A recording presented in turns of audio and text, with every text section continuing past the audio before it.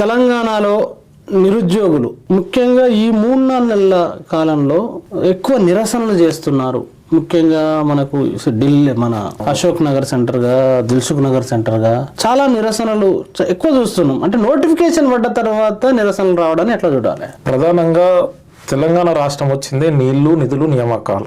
రాష్ట్రం వచ్చింది 12 సంవత్సరాలు అవుతా ఉన్నది. గతంలో బీఆర్ఎస్ ఉద్యమ పార్టీ అని చెప్పేసి 10 సంవత్సరాలు అధికారంలో ఉన్నది. అధికారంలో ఉన్న తర్వాత కూడా ఉద్యోగాలు ఇవ్వడంలో పూర్తి విఫలం చెందింది బీఆర్ఎస్ ప్రభుత్వం. ఈ రాష్ట్రం విడిపోయేటప్పుడే పిఆర్సీ నివేదిక కమిటీ ప్రకారం ఈ రాష్ట్రంలో బీస్వాల్ కమిటీ అనే ఒక రిపోర్టు మన తెలంగాణ రాష్ట్రంలో ఇచ్చింది. ఆ రిపోర్టు 1,91,126 ఉద్యోగాలు ఈ రాష్ట్రంలో ఖాళీలుగా, ప్రభుత్వ ఉద్యోగాలు ఖాళీలు ఉన్నాయని చెప్పేసి రిపోర్ట్ ఇచ్చింది. ఆ ఖాళీలను భర్తీ చేయలేదు బీఆర్ఎస్ ప్రభుత్వం. ఇప్పుడు రాష్ట్ర ముఖ్యమంత్రి ఉన్నటువంటి రేవంత్ రెడ్డి నాడు పిసిసి ప్రెసిడెంట్ గా ఉన్నాడు. అప్పుడు ఆయన పాదయాత్ర చేసేటప్పుడు గతంలో బీఆర్ఎస్ ప్రభుత్వం నిరుద్యోగులను నిండా ముంచింది. మేము కనుక కాంగ్రెస్ పార్టీ అధికారంలోకి వస్తే 2 లక్షల ఉద్యోగాలను మొదటి ఏడాదిలోనే భర్తీ చేస్తామని చెప్పేసి చెప్పిండు. వాళ్ళ అధినేత రాహుల్ గాంధీని, ఒకవైపు ప్రియాంక గాంధీని, రాహుల్ గాంధీనేమో అశోక్ నగర్ నిరుద్యోగుల దగ్గరకు తీసుకొచ్చి ఛాయ్ తాగకుండా ఛాయ్ పే చర్చ చేస్తూ మేము అధికారంలోకి వస్తే 2 లక్షల ఉద్యోగాలను భర్తీ చేస్తాం మొదటి సంవత్సరం మళ్ళీ అది కూడా. మళ్ళీ దాంతో పాటు జాబ్ క్యాలెండర్ వేస్తాం. ప్రభుత్వ డిపార్ట్మెంట్లలో 6 నెలల ముందే రిటైర్మెంట్ అవుతున్న వారిని, ఆ శాఖలో ఎవరైతే రిటైర్మెంట్ అవుతున్నారో ఆ ప్లేస్లో భర్తీ కావాల్సిన ఉద్యోగాలకు ముందుగానే నోటిఫికేషన్ ఇచ్చి భర్తీ చేస్తాం. జాబ్ క్యాలెండర్ని యూపీఎస్సీ తరహాలో టీజీపీఎస్సీని తీర్చిదిద్దామని చెప్పేసి ఇన్ని హామీలు ఇచ్చి కాంగ్రెస్ పార్టీ అధికారంలోకి వచ్చింది. మొదటి ఏడాది చూసినాం మనం, ఉద్యోగాలు ఇవ్వలేదు. 2వ ఏడాది గడిచిపోతా ఉన్నది. ఇప్పుడు 2.5 ఏళ్ళు గడిచిపోయింది కాంగ్రెస్ పార్టీ అధికారంలోకి వచ్చి.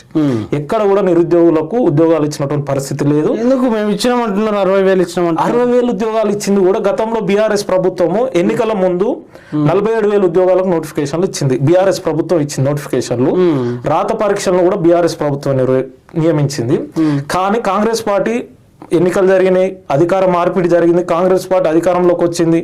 కాంగ్రెస్ పార్టీ అధికారంలోకి వచ్చిన తర్వాత కేవలం 13,000 ఉద్యోగాలను మాత్రమే వాళ్ళు ఇచ్చినారు.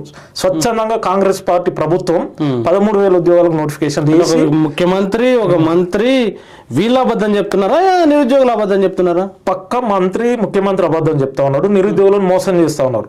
కేవలం వీళ్ళు భర్తీ చేసింది 13,000 ఉద్యోగాలు మాత్రమే. మిగతా అన్ని కూడా బీఆర్ఎస్ ప్రభుత్వం నోటిఫికేషన్లు ఇచ్చింది, రాత పరీక్షలు పెట్టింది.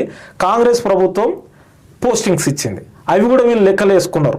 అట్లా చూసినా 59,543 ఉద్యోగాలు మాత్రమే వీళ్ళు కాంగ్రెస్ ఇచ్చింది అనుకుంటే మనము 59,000 మొత్తం 60,000 సుమారు 60,000 ఉద్యోగాలను భర్తీ చేసింది. మరి ఇంకో 1,40,000 ఉద్యోగాలు భర్తీ చేయాల్సిన బాధ్యత ఈ రాష్ట్ర ప్రభుత్వం పైన ఉంది కదా. ఇచ్చినటువంటి నోటిఫికేషన్లు కూడా గందరగోళంగా ఇస్తుంది కాంగ్రెస్ ప్రభుత్వం. అంటే జీవోలు, వివాదాస్పదమైనటువంటి జీవోలు తెస్తుంది. బీసీ, ఎస్సీ, ఎస్టీ నిరుద్యోగులకు నష్టం కలిగించే జీవోలు. అదేవిధంగా పోలీస్ డిపార్ట్మెంట్ లో ఉన్నటువంటి జీవో నెంబర్ 46 గతంలో వచ్చింది, అది నష్టం జరుగుతుంది, మేము అధికారంలోకి వచ్చినాక రద్దు చేస్తామని చెప్పి అది ఇప్పటికి రద్దు చేయలేదు. ఇట్లా వివాదాస్పదం కోర్టు కేసులు ఉండే విధంగా వివాదాస్పద జీవోలను తెచ్చి గందరగోళ పరచడంతో నిరుద్యోగులు ఆందోళన చెందుతున్నారు. ఒకవైపున గతంలో బీఆర్ఎస్ ప్రభుత్వం ఉంటే అది నియంత్రిత ప్రభుత్వం, నియంత్ర పాలన చేస్తుందని చెప్పేసి పెద్ద పెద్ద మాటలు మాట్లాడారు రేవంత్ రెడ్డి గారు, అది కాంగ్రెస్ నాయకులంతా కూడా.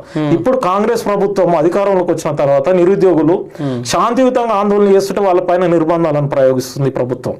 ఎట్లా అంటే అశోక్ నగర్ లో అర్ధరాత్రి ధర్నాలు నిర్వహిస్తుంటే మాకు వివాదాస్పద జీవోలు వద్దు, పోస్టుల సంఖ్యను పెంచి భర్తీ చేయండి అని చెప్పేసి శాంతియుతంగా అడుగుతుంటే వాళ్ళ పైన లాఠీ చార్జ్ చేసింది అశోక్ నగర్ లో.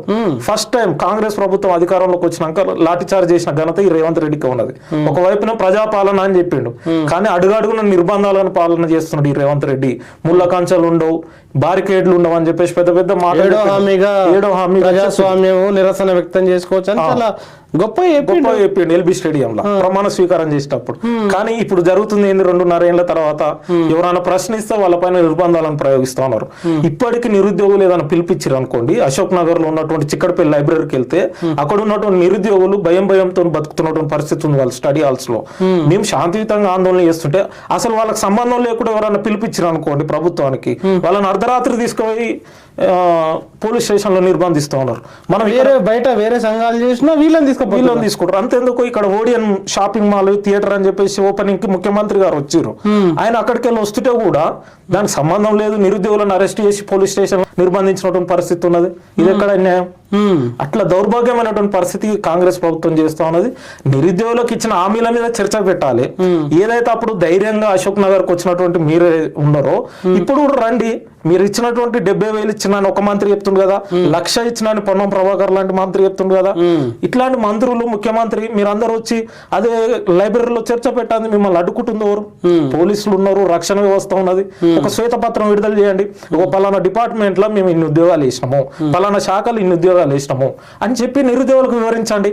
మిగతా 1,40,000 ఉద్యోగాలు ఉన్నాయి, ఓ పలానా నాడు ఈ 6 నెలల నాడు మేము ఇన్ని ఉద్యోగాలను భర్తీ చేస్తాం, మీరు ఎవరు ఆందోళన చెందొద్దు, మీరు మంచిగా ప్రిపేర్ కావండి అని ధైర్యం చెప్పినటువంటి ఏ మంత్రి లేడు, ముఖ్యమంత్రి లేడు. ఇప్పటికీ నిరుద్యోగులేమో ఒక పూట తినకుండా కానీ అదే ముఖ్యమంత్రి అంటున్నారు ఈ దేశంలోనే కాదు ప్రపంచంలో ఎక్కడ లేదు, నోటిఫికేషన్ ఇచ్చిన తర్వాత ప్రిపేర్ అవ్వకుండా నోటిఫికేషన్ వద్దంటారు నిరుద్యోగులు అని చెప్పేసి అంటున్నారు. ఇది శుద్ధ తప్పు. ఎందుకు వద్దంటారంటే నిరుద్యోగులు ఒక వైపున చదువులకు వాళ్ళు చేస్తున్నటువంటి ఉద్యోగాలకు పొంతన లేనటువంటి పరిస్థితి ఇప్పుడు దేశంలో ఉన్నటువంటి పరిస్థితి చూస్తున్నాం. మన రాష్ట్రంలో చూస్తా ఉన్నాం. గిగ్ వర్కర్లుగా 4,60,000 మంది ఈ రోజు గిగ్ వర్కర్లు పనిచేస్తున్నారు. జొమాటో, స్విగ్గీ, ర్యాపిడో, ఓలా, ఊబర్ ఇట్లా గిగ్ వర్కర్స్ గా చేస్తారు. ఎలాంటి 4 లక్షల మంది తెలంగాణ రాష్ట్రంలో పనిచేస్తారు. వీళ్ళంతా కూడా మళ్ళీ డిగ్రీ కంప్లీట్ అయిన వాళ్ళు, బీటెక్ లో ఎంటెక్ చేసిన వాళ్ళు. ఎందుకు చేస్తున్నారు వాళ్ళు? ఉద్యోగాలు లేక, ప్రభుత్వ ఉద్యోగాలు నోటిఫికేషన్లు ఇవ్వకపోవడంతో కుటుంబాలు గడవాలి, జీవనం గడవాలి. కాబట్టి తక్కువ వేతనంతో ఎలాంటి భద్రత లేని జాబులు చేస్తున్నటువంటి పరిస్థితి తెలంగాణ రాష్ట్రంలో ఉన్నది. ఎందుకు నోటిఫికేషన్లు వద్దంటారు? నోటిఫికేషన్లు వద్దనేది శుద్ధ తప్పు. ఇది కరెక్ట్ కాదు. ముఖ్యమంత్రి గారు మరొకసారి అట్లా మాట్లాడకూడదు.